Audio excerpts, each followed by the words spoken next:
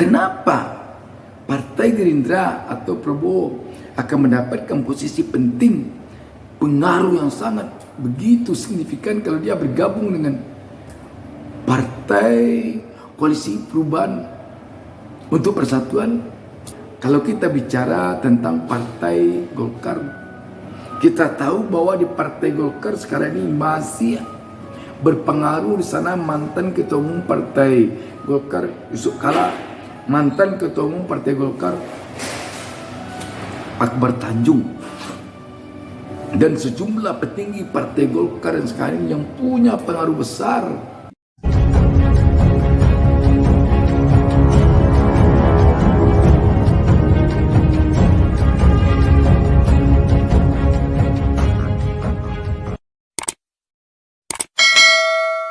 Assalamualaikum warahmatullahi wabarakatuh.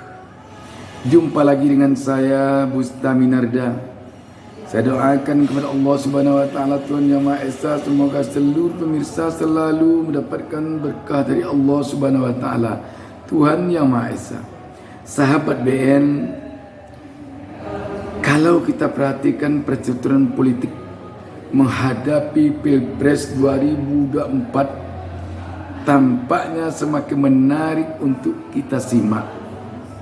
Setelah muncul bakal calon presiden dari PDIP Ganjar Pranowo mengiringi bakal calon presiden dari Koalisi Perubahan untuk Persatuan Anies Baswedan yang telah melakukan deklarasi jauh sebelum PDIP mengumumkan Ganjar Pranowo sebagai bakal calon presiden.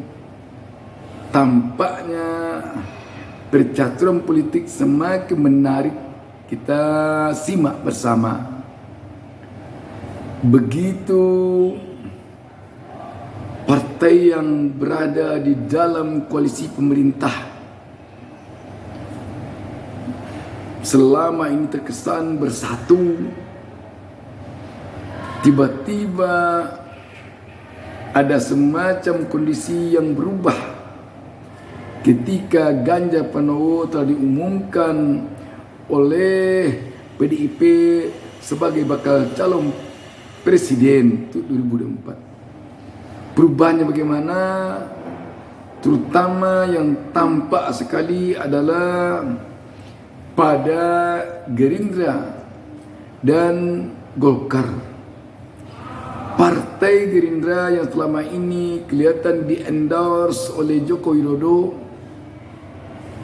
tampaknya mengalami perubahan secara politis ketika Joko Widodo, Ganjar Pranowo, Megawati Soekarno Putri tampak bersatu mendukung bakal capres Ganjar Pranowo.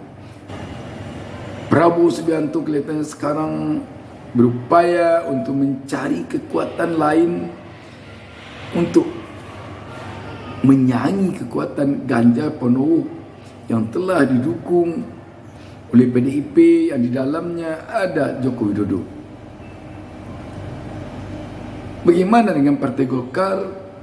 Partai Golkar yang selama ini tampak berada dalam koalisi pemerintah yang komandonya adalah juga Joko Widodo, juga mencari peluang-peluang politik lain di luar dari koalisi pemerintah.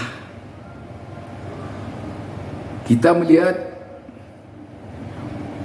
Partai Golkar sekarang ini menjalin komunikasi dengan Partai Demokrat.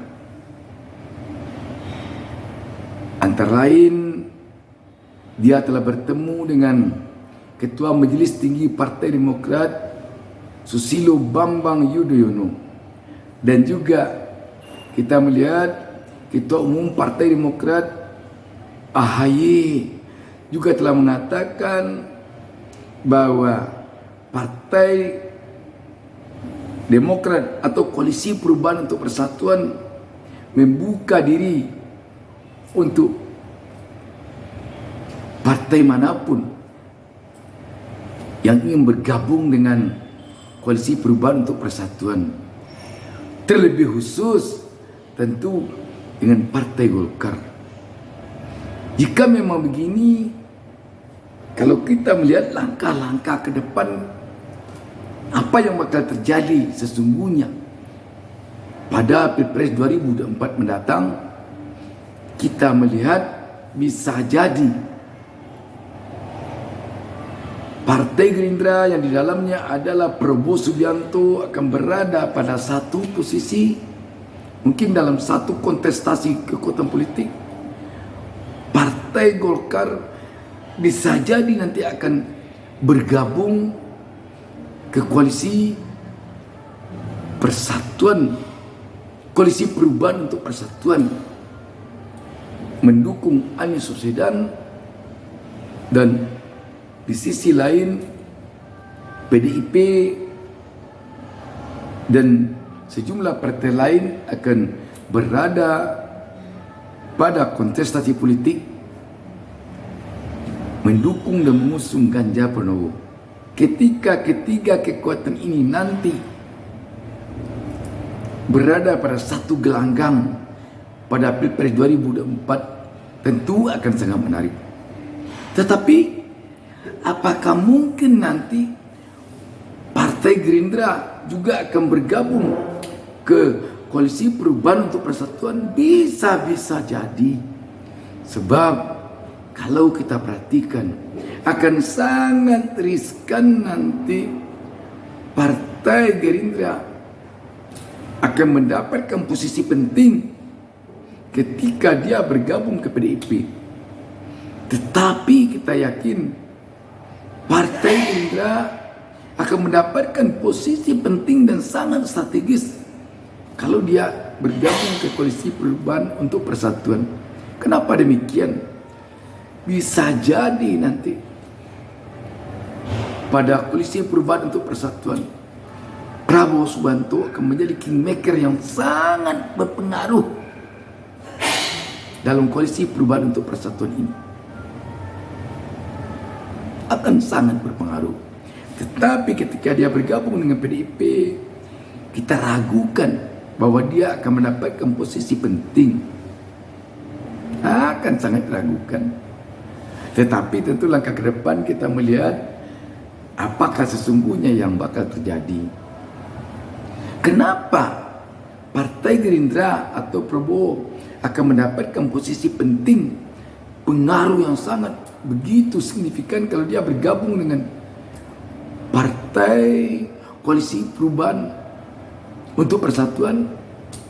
Karena Anies Baswedan ini mau tak mau sampai sekarang jelas akan menganggap Prabowo Subianto adalah orang yang sangat diseganinya, dan juga partai yang sangat dekat hubungan emosionalnya dengan partai yang ada dalam koalisi Perubahan untuk Persatuan. Di sana ada Partai Nasdem yang sama-sama partai nasionalis kebangsaan.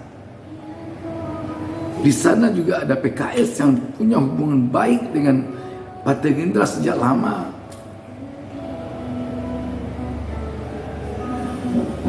Apalagi di sana ada Demokrat yang sama-sama satu pandangan dengan Partai Gerindra dalam hal nasionalis dan kebangsaan.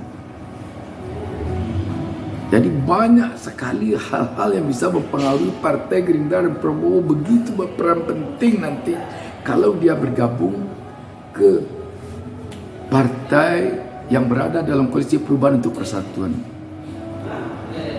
Ketika nanti Anies Baswedan menjadi presiden, Prabowo Subianto akan benar-benar menjadi penentu bagi kebijakan presiden ke depan atau rezim ke depan untuk negara dan bangsa ini. bersama-sama dengan Partai Nasdem yang di dalamnya ada Surya Paloh, Partai Demokrat yang di dalamnya ada SBY. Tetapi kalau dia bergabung ke PDIP, sangat sulit tampaknya Partai Gerindra dan Prabowo akan bisa seleluasa ketika dia berada di dalam koalisi perubahan untuk persatuan dengan kepemimpinan yang dipegang oleh Anies dibandingkan dengan ketika dia berada pada partai PDIP yang kepemimpinannya dipegang oleh Ganjar Pranowo. Sahabat BN, ke depan kita melihat kemanakah arahnya Partai Gerindra, kemanakah arahnya Partai Golkar, tentu masih menjadi tanda tanya besar, terlepas dari tebakan atau analisa kita tadi. Namun kalau kita bicara tentang Partai Golkar, kita tahu bahwa di Partai Golkar sekarang ini masih berpengaruh di sana mantan Ketua Umum Partai Golkar Yusuf Kala, mantan Ketua Umum Partai Golkar Akbar Tanjung, dan sejumlah petinggi Partai Golkar yang sekarang ini yang punya pengaruh besar di dalam koalisi perubahan untuk persatuan. Mari sama-sama kita perhatikan. Wassalamualaikum warahmatullahi wabarakatuh. Jangan lupa subscribe. Jangan lupa subscribe. Jangan lupa